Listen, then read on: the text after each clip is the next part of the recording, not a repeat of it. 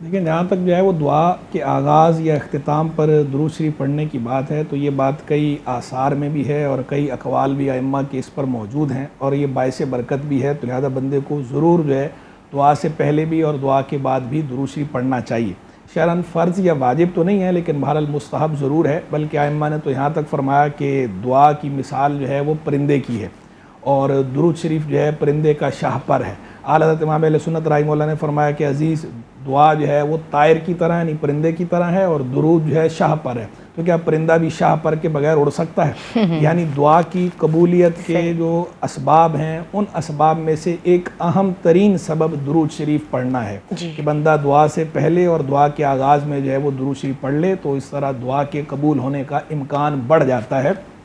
اور بعض آثار میں یہ بات آئی بھی ہے کہ دعا معلق رہتی ہے جب تک جو ہے وہ اول آخر درود شریف پڑھا نہ جائے، تو لہٰذا درود شریف تو پڑھنا چاہیے۔ اور درود شریف تو خیر وہ چیز ہے کہ دعا میں پڑھنا تو کیا وہ حضرت کعب کی روایت ہے بڑی مشہور، میرے خیال میں کال ہے، کال لیجیے پھر میں حضرت کعب کی روایت۔ بہت شکریہ حضرت صاحب۔ السلام علیکم، ایک کالر ہمارے ساتھ ہیں۔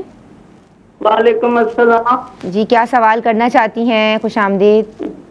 جی میں یہ پوچھنا چاہتی ہوں مفتی صاحب سے کہ میری نا کمر کی سرجری ہوئی تھی عصر کے ٹائم پہ، اور عصر مغرب عشاء صبح تک مجھے مطلب صحیح ہوش نہیں تھا، میں بے ہوش تھی، تو ان نمازوں کا کیا حکم ہے؟ وہ نمازیں میں قضا کروں گی یا نہیں؟ بے ہوشی میں جو نمازیں قضا ہوئی ہیں۔ ٹھیک ہے جی، بہت شکریہ۔ اس موقع پہ ایک بریک شامل کر رہے ہیں، اپنی زبانوں کو درود پاک سے تر رکھیے۔ بسم اللہ الرحمن الرحیم۔ السلام علیکم ورحمۃ اللہ وبرکاتہ۔ آج درود شریف کے احکام کے تعلق سے کلام ہو رہا ہے، عالمات آن دی سیٹ موجود ہیں اور آن بی پر براہ راست مفتی صاحب ہماری رہنمائی فرما رہے ہیں۔ بریک سے قبل اس تعلق سے کلام کر رہے تھے، درود شریف پڑھنے کا حکم ان کے سامنے بڑھتے ہیں۔ حضور اپنی بات مکمل فرمائیے۔ گزارش کر رہا تھا کہ دعا سے پہلے اور دعا کے بعد درود شریف ضرور پڑھنا چاہیے، کیونکہ دعا کے قبول ہونے کے جو اہم ترین اسباب ہیں ان میں سے ایک یہ بھی ہے کہ دعا سے پہلے اور دعا کے بعد درود شریف پڑھا جائے۔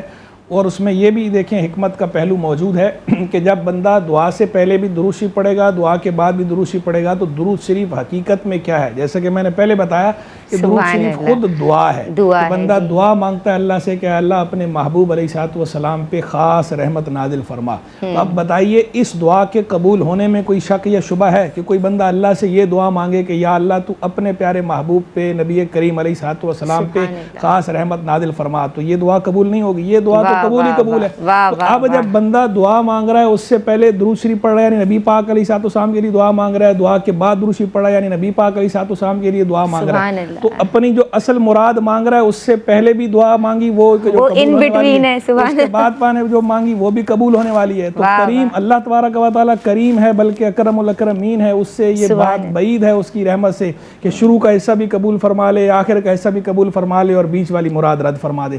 اس کی رحمت سے امید واسق یہی ہے کہ جب شروع کا حصہ قبول فرمائے گا، آخر کا حصہ قبول فرمائے گا، تو بیچ کا حصہ بھی قبول فرما لے گا۔ تو لہذا جو ہے وہ دعا کے اول اور آخر میں درود شریف کا اہتمام ضرور کرنا چاہیے، مراد پوری ہونے کا سبب بنتا ہے اور دعا کی قبولیت کے اجابت کے امکانات بڑھ جاتے ہیں، اس کے اسباب میں سے یہ ہے۔ ایک تو بات یہ ہو گئی۔ دوسری بات دیکھیے، درود شریف جب خود دعا ہے تو وہ ہے کہ میں بریک سے پہلے کہہ رہا تھا کہ حضرت ابی بن کعب رضی اللہ عنہ کی روایت میرے ذہن میں آ گئی، جو حدیث شریف کی جس میں انہوں نے نبی کریم علیہ الصلوۃ والسلام کی بارگاہ میں عرض کی کہ یا رسول اللہ میں کثرت سے آپ پہ درود بھیجتا ہوں، تو اپنی دعا میں کتنا حصہ آپ کے درود کے لیے رکھوں؟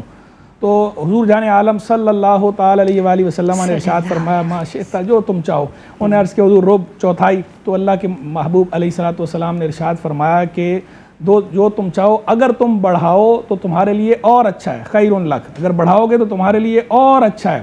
تو کہا میں نے عرض کیا نصف، کہ آدھا حصہ دعا کے اندر درود کا رکھ دوں گا۔ تو حضور جان عالم صلی اللہ تعالی علیہ وآلہ وسلم نے فرمایا جو تم چاہو اور اگر بڑھاؤ تو تمہارے لیے اور اچھا ہے۔ انہوں نے عرض کیا حضور 2/3 ثلثین؟ تو اللہ کے محبوب علیہ الصلوۃ والسلام نے فرمایا جو تم چاہو اور اگر بڑھاؤ تو تمہارے لیے اور اچھا ہے۔ جب سرکار علیہ الصلوۃ والسلام نے یوں بار بار ترغیب دلاتے ہوئے فرمایا تو عرض کیا حضور میں ایسا کرتا ہوں کہ اب میں ساری دعا جو ہے اس میں آپ پہ درود ہی بھیجوں گا، وہ ساری آپ کے درود کے لیے خاص کر دیتا ہوں۔ تو حضور جان عالم صلی اللہ تعالی علیہ وسلم نے کیا پیاری بات ارشاد فرمائی، آپ نے خوش ہو کر فرمایا اگر تم ایسا کر لو گے تو یہ تمہارے سارے دکھوں کو کفایت کرے گا، تمہارے سارے ارادوں کو کاموں کو کفایت کرے گا اور تمہارے گناہ اللہ سے بخشوائے گا۔ تو یہ درود شریف وہ ہے کہ اس کی کثرت، اور یہ وہ دعا ہے کہ اگر بندہ یہ دعا مانگتا رہے تو اس کی کثرت جو ہے بندے کے گناہ بخشواتی ہے، اور اس کی کثرت جو ہے وہ بندے کی مرادیں اور حاجات اللہ سے پورا کرواتی ہے۔ یہ ایسی عبادت ہے، ایسا اعلیٰ و رفع کام ہے، تو درود شریف کا اہتمام ضرور کرنا چاہیے۔ کیا بات ہے۔